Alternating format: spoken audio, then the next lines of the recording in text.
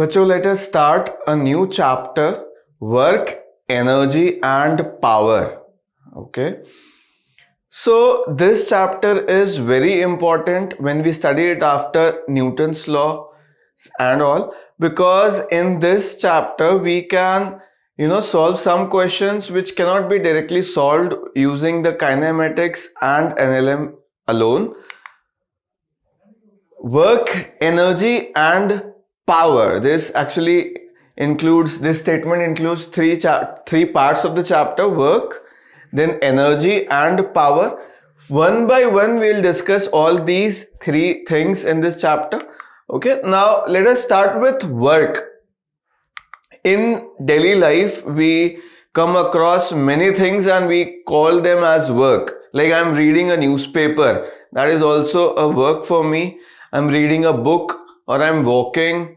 Okay, I'm writing something. This all we consider as work for ourselves. But then in physics उसको हम work नहीं बुलाते हैं. Okay, work in physics is very particular.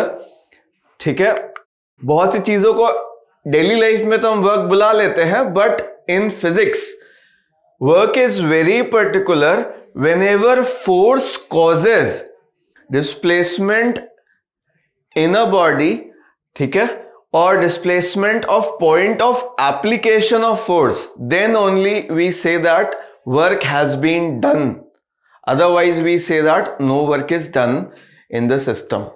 ठीक है, तो let me show you a diagram. See, this person is pushing this wall, force लगा रही है, but this girl is not able to move this wall. So in physics we say that no work is done unless and until there is some displacement in the body, there is some displacement in the point of application of force. ये जो point of application आप देख रहे हो जहां पे ये person force लगा रहा है, अगर वो move नहीं करता है तो हम लोग कहते हैं कि no work has been done. Similarly, देखो,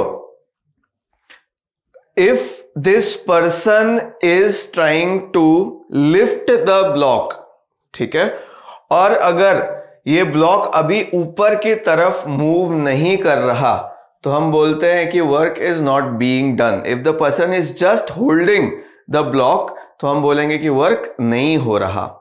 बट अगर उस ब्लॉक को हम ऊपर की तरफ मूव करते हैं और फोर्स भी उस ब्लॉक पर ऊपर की तरफ होता है तो हम बोलते हैं कि वर्क इज डन. ठीक है, एक और एग्जांपल लेते हैं हम लोग. देखो, ये पर्सन जो है ये ब्लॉक को पकड़ के रखता है. He is applying some force in the upward direction. Why? Because there is mg on this block. देखो, if we draw the free body diagram of this block, इस पे mg जो वेट है, ग्रेविटेशनल फोर्स है, वो तो नीचे है. So this person, to prevent it from falling, उसको किधर फोर्स लगाना पड़ा होगा? ऊपर की तरफ. राइट, तो ऊपर की तरफ पर्सन ने फोर्स लगाया F, and the displacement of the block, उसको अगर वो आगे लेके जा रहा है तो मोशन किधर हो रहा है? इधर हो रहा है. तो इस केस में हम बोलेंगे कि कोई भी वर्क नहीं हुआ, बिकॉज फोर्स किधर है? ऊपर है, और डिस्प्लेसमेंट किधर है बेटा? हॉरिजॉन्टल डायरेक्शन में है. So in this case no work is done in this case. तो ऐसा कब होगा कि वर्क होगा और कब होगा कि वर्क नहीं होगा, इसको समझते हैं हम लोग. The work W done by a force is defined as scalar product of the force and displacement of point of application of the force. बच्चों, if suppose this is a point and we apply some force F on this point, ठीक है, और इसमें कुछ displacement होता है, let us say ds. ठीक है, displacement is also a vector quantity, force is also a vector quantity. So whenever there is some displacement in the direction of force, then only work is said to be done. Otherwise हम बोलते हैं कि work is not done. तो बेटा displacement अगर हम देखें, if the angle between the displacement and the force is theta, then we can break this displacement into two components. Okay, इस displacement का component force की direction में if I ask you, you will say कि ये ds cos theta होगा sir. Okay, and perpendicular to the force कितना हो जाएगा, ds sin theta. ओके, तो जो dw स्मॉल डिस्प्लेसमेंट के लिए जो वर्क डन है बेटा, dw it is defined as force dot ds.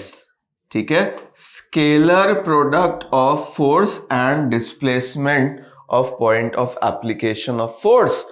ठीक है, इसको हम कैसे लिख सकते हैं बेटा, f, ठीक है, एंड ds, f हो गया, डॉट ds था, तो इसको मैं कैसे लिख सकता हूं, f ds cos theta.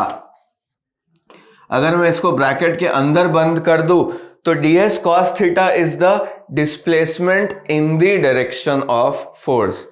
Force की डायरेक्शन में अगर डिस्प्लेसमेंट होता है तो हम बोलते हैं कि वर्क डन हुआ है, वरना परपेंडिकुलर वाली डिस्प्लेसमेंट को हम बोलते हैं कि ये डिस्प्लेसमेंट तो यूजलेस है, because force is acting here and the body if moving in the perpendicular direction is of no use. उस डायरेक्शन में डिस्प्लेसमेंट पे हम बोलते हैं work is not done at all. तो मैंने बोला कि भाई अगर f cos थीटा डिस्प्लेसमेंट की डायरेक्शन, दूसरे तरीके से हम कैसे सोच सकते हैं भाई, पहले मैं समझाता हूं फिर इस पे आएंगे. बच्चे अगर फोर्स इधर था f और डिस्प्लेसमेंट इधर है ds, ठीक है, तो दूसरा क्या तरीका हो सकता है कि डिस्प्लेसमेंट की डायरेक्शन में फोर्स को तोड़ लेते हैं. तो how will we do that, see, अगर ये एंगल बेटा थीटा है तो डिस्प्लेसमेंट की डायरेक्शन में कितना हो जाएगा, f cos थीटा, और उसके परपेंडिकुलर डायरेक्शन में क्या हो जाएगा, f sin थीटा. तो यूजफुल कंपोनेंट ऑफ फोर्स वो होता है जो डिस्प्लेसमेंट की डायरेक्शन में होता है, which will be f cos theta here. तो डिस्प्लेसमेंट और उसी के डायरेक्शन के फोर्स को अगर मल्टीप्लाई कर लो, दो तरीका हो गया वर्क का. अगेन आई विल रिपीट, देखो या तो किसको किसको मल्टीप्लाई करो, फोर्स को मल्टीप्लाई करो और फोर्स की डायरेक्शन में आने वाली डिस्प्लेसमेंट को मल्टीप्लाई करो. अगर वो नॉन जीरो है तो वो वर्क डन दे देता है हमको. Other way to find work is कि डिस्प्लेसमेंट और डिस्प्लेसमेंट के डायरेक्शन में आने वाले फोर्स को मल्टीप्लाई कर लो, वो भी हमें वर्क की वैल्यू दे सकता है. तो इस केस में बेटा क्या हो गया, डिस्प्लेसमेंट की डायरेक्शन में आने वाला फोर्स कितना है, f cos थीटा, और डिस्प्लेसमेंट कितनी है, ds. उन दोनों को जब मल्टीप्लाई करते हैं तो हमें ये वर्क की वैल्यू मिल जाती है, राइट. तो फोर्स तभी वर्क डन करेगा ऐसा हम मानते हैं फिजिक्स में कि जब डिस्प्लेसमेंट होगी, और वो भी किस डायरेक्शन में होगी, वो फोर्स के डायरेक्शन में होगी, तब हम बोलते हैं कि वर्क हुआ है. वरना हम क्या बोल देंगे कि वो फोर्स वर्क नहीं कर पा रहा, राइट. तो एक दो एग्जांपल से और समझाने की कोशिश करूंगा अभी थोड़े टाइम में. पहले डेफिनेशन समझ लेते हैं कि बेटा this is a block, it has some force applied on it at an angle suppose theta इधर की तरफ. तो फोर्स का कौन सा कंपोनेंट हमारे काम का है, जो डिस्प्लेसमेंट की डायरेक्शन में है. इनिशियली बेटा सपोज करो वो यहां था, फाइनली यहां पहुंचा, तो उसकी डिस्प्लेसमेंट कितनी हो गई, xf minus xi, final position minus initial position. और इस डिस्प्लेसमेंट की डायरेक्शन में फोर्स का कितना कंपोनेंट था, अगर मैं आपसे पूछूं तो आप बोलोगे सर f का सिर्फ cos थीटा कंपोनेंट ही डिस्प्लेसमेंट की डायरेक्शन में था. तो फोर्स कैसे मल्टीप्लाई करेंगे हम, f cos theta into ds जब हम करते हैं, या dx जब हम करते हैं, तो वो हमें क्या दे देता है, वर्क का वैल्यू. f cos थीटा यहां पे क्या है, component of the force along the displacement vector.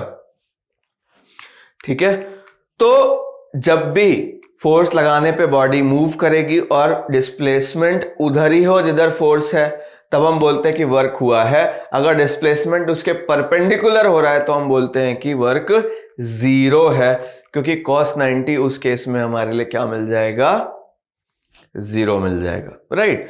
तो फिजिक्स में क्या हर चीज में जब भी फोर्स लगेगा तो हम बोलेंगे वर्क हुआ? ऐसा भी हो सकता है कि आप दिन भर फोर्स लगाते रहिए, यू आर कंप्लीटली एग्जॉस्टेड, आप पूरी तरह से थक जाते हैं, और फिर भी फिजिक्स के कॉन्सेप्ट के हिसाब से आपने जो वर्क किया वो क्या आया, जीरो आ जाएगा। ऐसा भी हो सकता है। Suppose I keep on pushing this screen all day long, दिन भर मैं इस स्क्रीन को पुश करता रहूं और ये स्क्रीन बिल्कुल मूव ही ना करे, तो मेरा वर्क डन क्या माना जाएगा अकॉर्डिंग टू फिजिक्स, जीरो। और अगर थोड़ा सा ही फोर्स लगाया और वर्क मोशन हो गया तो हम बोलेंगे कि वर्क डन हुआ है। Suppose I bring this box और मैं एग्जैक्टली इस पे ऊपर की तरफ फोर्स लगा रहा हूं, तो अगर मैं ऊपर की तरफ फोर्स लगा रहा हूं बट इसमें डिस्प्लेसमेंट जीरो है, तो डिस्प्लेसमेंट जीरो है तो मेरा वर्क डन अभी क्या है, जीरो है। मैं एग्जॉस्ट हो जाऊंगा बट वर्क डन अभी भी क्या है, जीरो है। मेरा फोर्स अब थोड़ा सा इंक्रीज करूं और ये ब्लॉक ऊपर की तरफ मूव करने लग जाए, now in this case I am doing some work. तो जैसे ही आपके फोर्स की वजह से डिस्प्लेसमेंट होना शुरू हो जाता है तो हम बोल सकते हैं कि वहां पे वर्क डन हुआ है, और अगर डिस्प्लेसमेंट जीरो है तो वर्क डन भी जीरो रहेगा। दूसरा केस क्या हो सकता है कि वर्क डन निकालते समय हमने देखा कि डिस्प्लेसमेंट 90 डिग्री पे हुई फोर्स के साथ, तो भी वर्क डन क्या रहता है, जीरो। इन सभी बातों को हम डिटेल में अभी देखते हैं, ठीक है। तो कुछ इंपॉर्टेंट पॉइंट्स मैं आपको वर्क के बारे में बताता हूं जिससे आपको और क्लियरिटी आएगी। सबसे पहली बात है कि भाई वर्क हमने एज अ क्वांटिटी देखा, तो वो कैसी क्वांटिटी है। देखो पहली बात तो हमने वर्क के डेफिनेशन में ही देखा था कि work is scalar product of displacement and force, ठीक है। और स्केलर प्रोडक्ट जो हमें वैल्यू देता है वो एक स्केलर क्वांटिटी होती है। ये हमें क्या देता है, F D S cos theta, ठीक है। और इसमें कोई भी डायरेक्शनल प्रॉपर्टी नहीं है, ठीक है।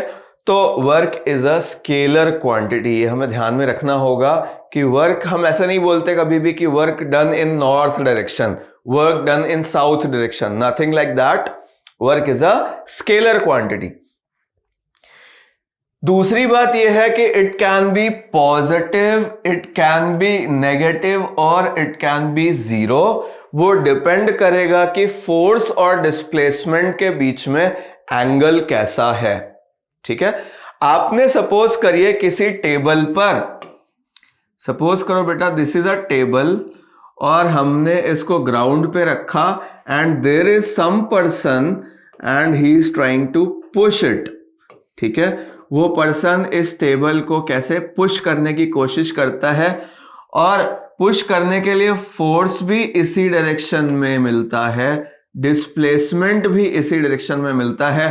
तो हम बोलते हैं कि since force is supporting the displacement, displacement के डायरेक्शन में ही फोर्स लग रहा है, so clearly this work done will be positive.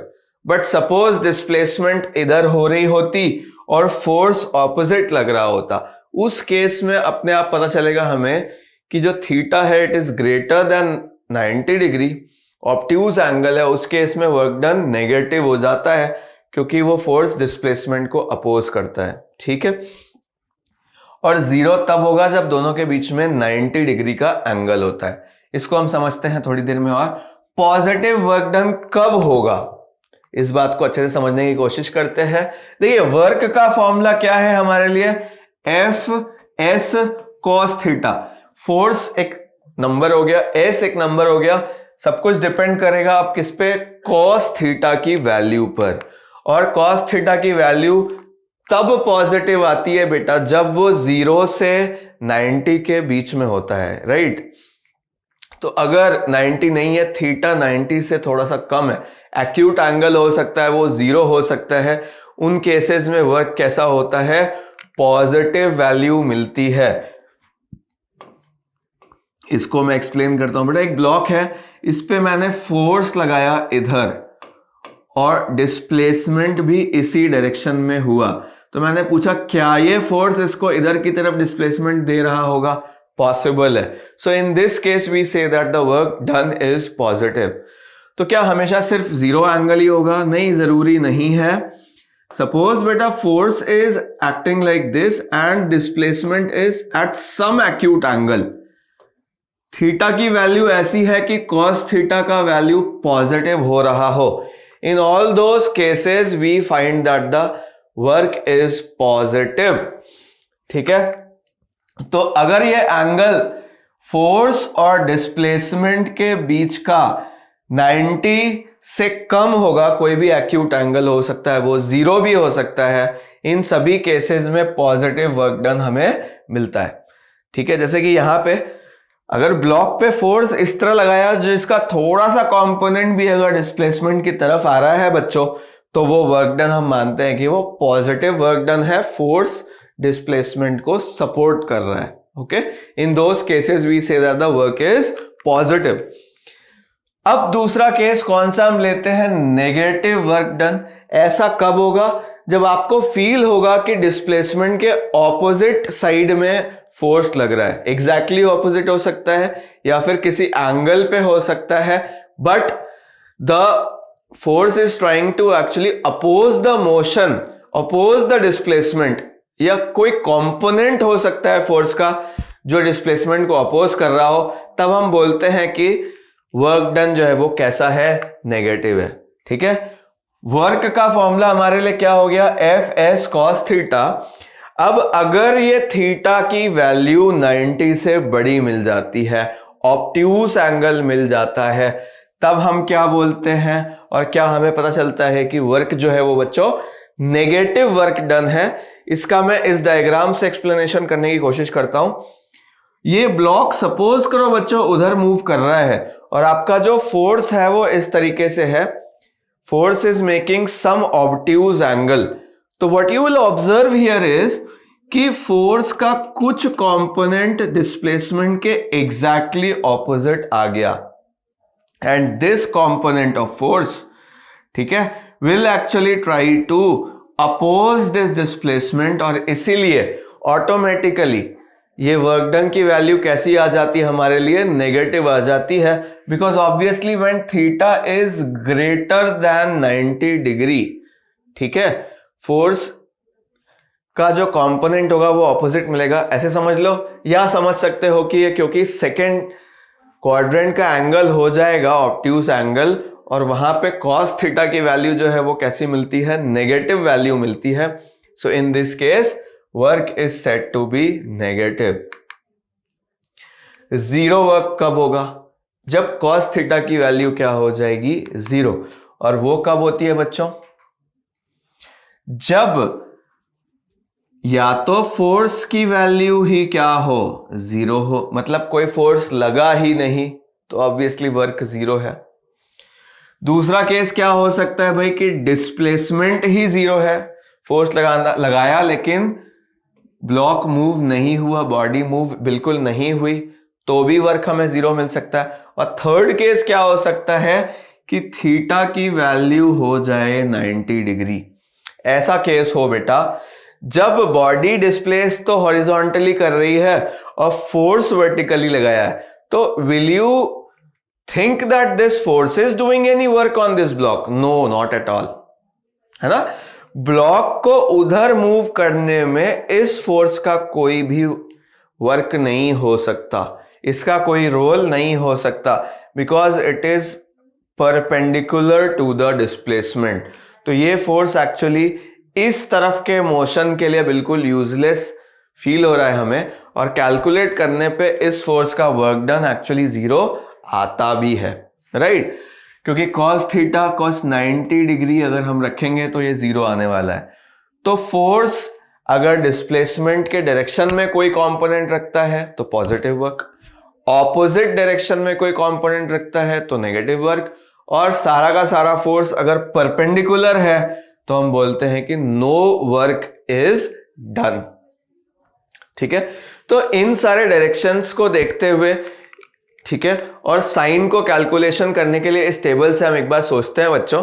देखिए, डायरेक्शन ऑफ फोर्स अगर राइट डायरेक्शन में है, जैसा कि यहां दिखा, ये डायरेक्शन ऑफ फोर्स हो गया, और ये डायरेक्शन ऑफ मोशन, मोशन भी अगर इधर हुआ तो आप बोलोगे कि भाई बंदा वर्क कर रहा है, सपोर्टिव वर्क है, तो साइन कैसा होना चाहिए? पहली बात तो वर्क हुआ कि नहीं हुआ? हाँ हुआ।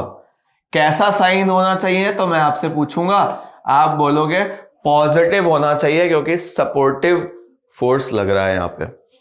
दूसरा बच्चों, सपोज करो इनके पास एक ब्लॉक होता और इस ब्लॉक को बस उन्होंने होल्ड किया हुआ होता और आगे बढ़ रहे होते, ठीक है। तो इस ब्लॉक को होल्ड करने में इन्होंने किधर फोर्स लगाया होता? ऊपर। और डिस्प्लेसमेंट किधर हो रही होती? हॉरिजॉन्टल डायरेक्शन में। आप बोलते सर वर्क इस केस में नहीं होगा, because theta will be 90 degree, तो साइन की कोई चिंता करने की बात नहीं। इस केस में देखो, इन्होंने कुछ तो आइटम या कोई मटेरियल इन्होंने उठा रखा है, उठाने की कोशिश कर रहे हैं, फोर्स किधर लगा रहे होंगे? ऊपर। और डिस्प्लेसमेंट भी किधर करा रहे होंगे? ऊपर। इन this case force is applied in the upward direction, displacement is also in the upward direction. Block को पकड़ा, फोर्स भी ऊपर लगाया, डिस्प्लेसमेंट भी ऊपर लगाया, तो इस केस में बेटा वर्क डन हुआ है, सपोर्टिव वर्क है, तो वर्क हुआ। और कैसा हुआ? पॉजिटिव हुआ। एक और कैसा हो सकता है भाई, कि ब्लॉक लिया हुआ है इन्होंने, ऊपर की तरफ, आगे की तरफ जा रहे हैं, वर्क डन फिर से 0, ठीक है। अच्छा, अगर इनके पास कोई मटेरियल नहीं है, फिर कैसे सोचते भाई? ये जो ग्राउंड है, ये इन पे किधर फोर्स लगा रहा है? ऊपर। और ये जा रही है आगे, तो ग्राउंड ने कोई वर्क किया क्या इन पे? No work done. क्यों? क्योंकि फोर्स नॉर्मल का ऊपर है और डिस्प्लेसमेंट किधर है? राइट डायरेक्शन में, तो नो वर्क डन। ठीक, तो हमें पहले क्या डिसाइड करना होगा कि फोर्स का डायरेक्शन क्या है, हमें ये डिसाइड करना होगा कि डिस्प्लेसमेंट का डायरेक्शन किधर है, और फिर हम अगर 90 डिग्री है तो 0 वर्क डन, एक्यूट एंगल है तो positive work done, obtuse angle है तो नेगेटिव वर्क डन, ऐसा हमें मिल जाता है। नेक्स्ट जो इंपॉर्टेंट बात है बच्चों वर्क डन से रिलेटेड, वो क्या होती है? Unit of work done. तो आपको बचपन में भी, छोटे क्लासेस में भी बताया गया होगा that work and energy, these two quantities are measured in joule, ठीक है। तो SI unit of work is joule, और उसका जो एब्रीविएशन होता है, तो joule is abbreviated with capital letter J, ठीक है। This is SI unit. और 1 joule is actually equal to, अगर मैं बात करूं फॉर्मूले से, तो work is equal to force and displacement, है ना। तो force actually is written in newtons, displacement is written in metres, तो joule actually 1 joule is equal to 1 newton into 1 metre, ठीक है। ये हमें ध्यान में रखना चाहिए कि 1 joule is equal to 1 newton into 1 metre, newton metre के बराबर होता है। ये SI यूनिट में हो गया। अच्छा, दूसरी बात यह है कि 1 जूल, अगर मैं CGS सिस्टम में जाऊं तो 1 जूल इज इक्वल टू होता है 10 टू पावर 7 ERG, ठीक है। 1 जूल SI यूनिट में, CGS यूनिट में 10 टू पावर 7 अर्ग के बराबर होता है, ओके। अर्ग is CGS unit for work, okay. तो CGS unit of work is अर्ग, ये मैंने अभी आपको कन्वर्जन भी बता दिया। अब हम आगे चलते हैं। Dimension of work is ML/T-2। तो ये बहुत पहले आपने पढ़ा होगा, डायमेंशन फॉर्मूले कैसे निकालते हैं। मैं जल्दी से एक रिकैप दे देता हूं भाई, कि अगर मुझे डायमेंशनल फॉर्मूला ऑफ वर्क निकालना होगा तो मैं क्या करूंगा? सबसे पहले सिंपल फॉर्मूला लिखता हूं, फोर्स होता है डॉट डिस्प्लेसमेंट होता है F.ds। फोर्स को क्या लिख सकता हूं? मास इनटू एक्सेलरेशन, और डिस्प्लेसमेंट को S लिख सकता हूं। ठीक है। मास के लिए जो डायमेंशनल फॉर्मूला होता है वो कैपिटल एम, एक्सेलरेशन के लिए जो डायमेंशनल फॉर्मूला होता है वो क्या होता है, एल टी माइनस टू, और डिस्प्लेसमेंट के लिए again it is L. So finally M L two T minus two, square bracket के अंदर इसको लिख सकते हैं। ठीक है, ये एक और इंपॉर्टेंट पॉइंट हो गया जो हमें ध्यान में रखना चाहिए, डायमेंशन फॉर्मूला फॉर वर्क।